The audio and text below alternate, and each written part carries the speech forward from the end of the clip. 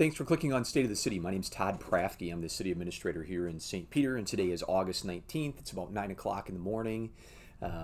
Getting a video blog out for you to talk about a couple of different things. Certainly one is the workshop from just Monday night, and so I'll cover all three issues there and provide a link to this packet so that you can read more about it if you want to.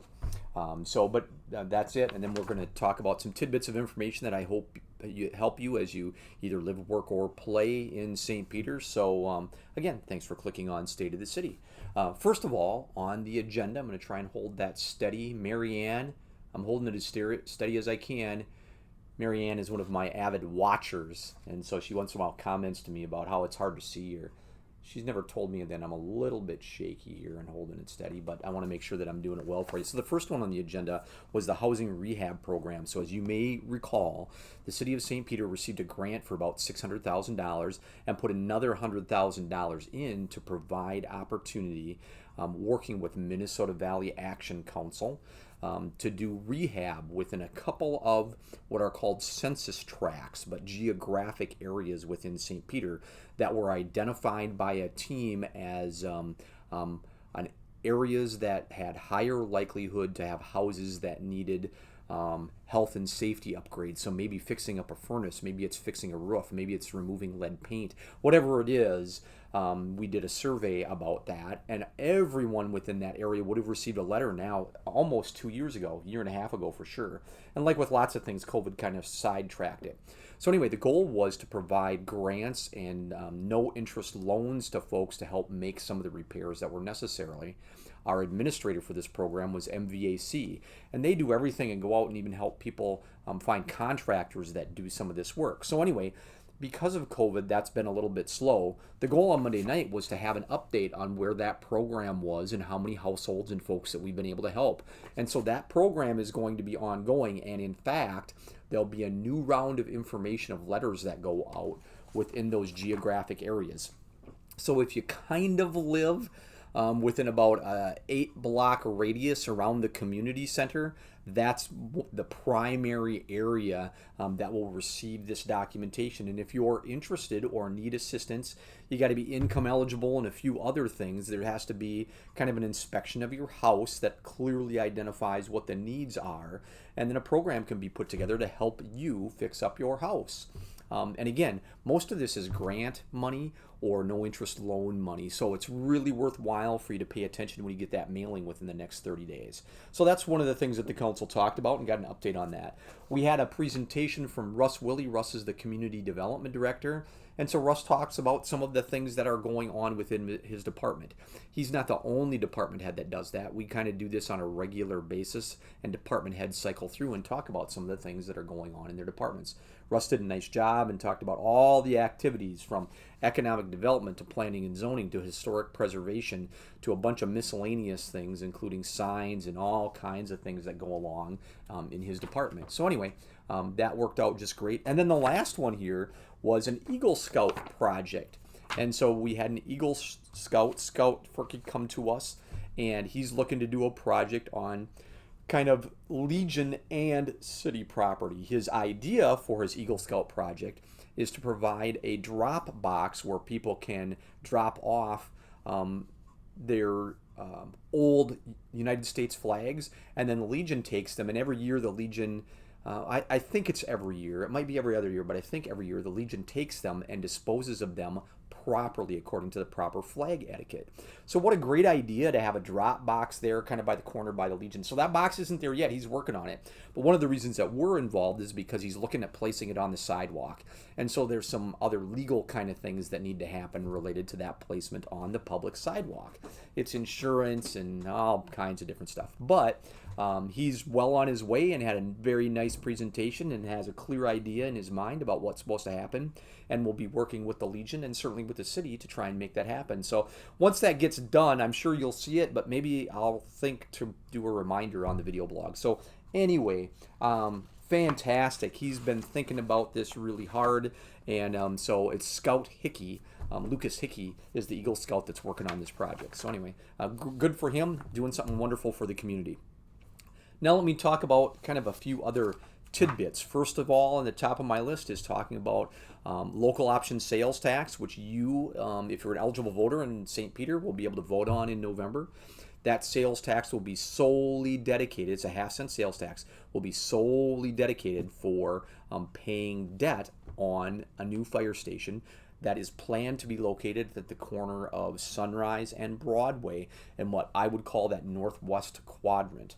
So here's some facts or factoids, I guess, that you might want to know about this. So if you vote for this, it means that the sales tax we have in St. Peter will be exactly the same as it is in Mankato and North Mankato. It will not be higher. It will be the same. All the money generated from that sales tax must go by state law to paying off the debt on the fire station. We can't use it to buy the city administrator a new laptop computer or anything like that. It's got to go to that fire station. Data shows that that half-cent sales tax, if you approve it, will be enough to cover the debt service on the fire station. So that means no additional new property tax on that at that fire station. So what you're voting for really here, just to be clear, we need a fire station. We're going to be building a fire station. So you're going to be deciding whether you want to pay for it with sales tax a little bit at a time and have other people who buy things in St. Peter help pay for it, or whether you want it all on property taxes. Sales tax, property taxes. That's really what you're voting for. You're not voting for or against a fire station because the council's determined there is serious need for a fire station. So that's going to be built. So again, it's that sales tax versus property tax kind of issue. Some other things that you might want to know: the current building, the current fire hall, was built in the late 1920s. It's about 8,000 square feet, give or take a little bit, including a basement that has a little bit of storage but really can't be used for much else. The proposed building is about 27,000 square feet and provides room for training, provides room for all the fire equipment, and there is more equipment than there was in 1929. And 1959 and 1979 and 1999. There's more specialized equipment because fire departments don't just fight fires. It's hazardous material, it's other emergency services, it's responding to car crashes where there's a potential for fire or cutting people out of a car. It's all of those kind of things that go on that they respond to as well. The fire station would be built. Likely the bid would go out in February or March of 2022, with construction completed probably in late 2022 or the January, February, March of 2023. And we're really excited for that opportunity to allow you to vote. Now, we're also going to have an open house for sure at the fire hall. That'll likely happen in the first week of October. That's Fire Prevention Week. And we'll make sure that we're putting some additional information out for you. And certainly call me. Happy to come to your group or talk or visit about what's going on and how all this fits together. But I'm sure there'll be some articles in the newspaper. We'll have some editorials about it. And again, we'll be putting information out in the hot sheet, in your utility bill and other places as well, so that you can really know what you're voting on and what's likely to happen related to a fire station moving into the future. So anyway, that's my discussion on fire station. We want you to know the council's excited to give you the opportunity to decide how you want to pay for this. And you can call any one of them, and they have some of these factoids too. I want to mention certainly end of summer for Recreation Department. The pool's closing at the end of this week.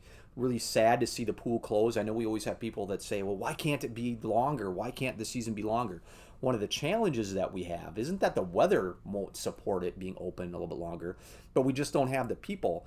All of these young people, mostly young people that are working at the pool as lifeguards, etc., they end up going back to college, or school starts and volleyball practice starts, or soccer or football or whatever it is, and so their ability to work gets diminished, and so our ability to staff the pool gets diminished dramatically. So that's a big driver in the timeline for operation of the pool. And just wanted you to know. And so we've had a great pool season, lots of wonderful days and opportunity for utilization, and the pool is an important summer thing within St. Peter. So again, for all of you that bought a season pass or have been there, and for all the folks that work there, thanks a lot. The pool is really great in St. Peter. It does a lot of wonderful things. I also want to mention MRVT, Minnesota River Valley Transit. I'm going to put a link below to Minnesota River Valley Transit, but the reason that I want to mention this is a couple-fold. One of which is fares continue to be free. You have to wear a mask under federal requirements. We get federal funding for transit, so you got to wear a mask. And lastly, but not leastly, A lot of families use MRVT to get their kids to school and preschool and those things. So if you want to get on that list to make that happen, you got to start calling now. Again, I'll put a link below with the phone number, email address, that kind of thing. But you got to start doing that now, because our capacity, we don't have infinite capacity. We get some limits on what we can do. So be in there early. We'd love to help you with your transportation needs. MRVT does great work within St. Peter.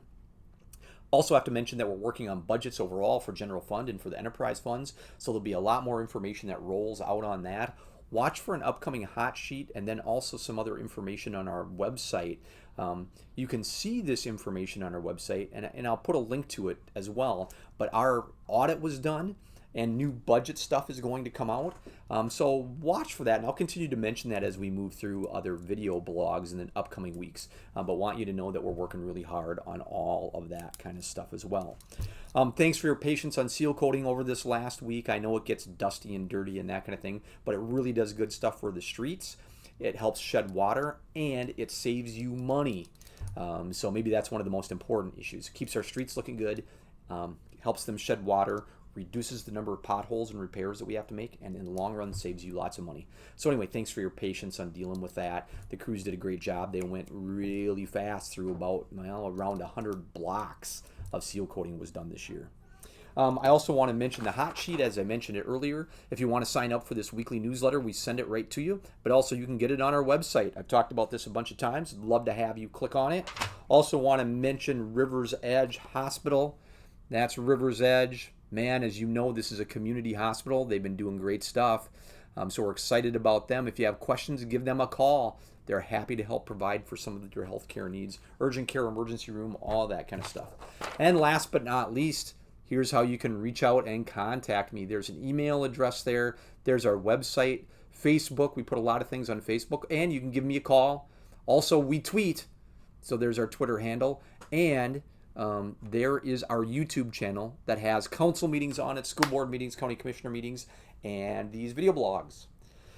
I'm out of time. That's it for this version of State of the City for August 19th. Appreciate you clicking on us. Hope you have a great rest of the week and a great weekend.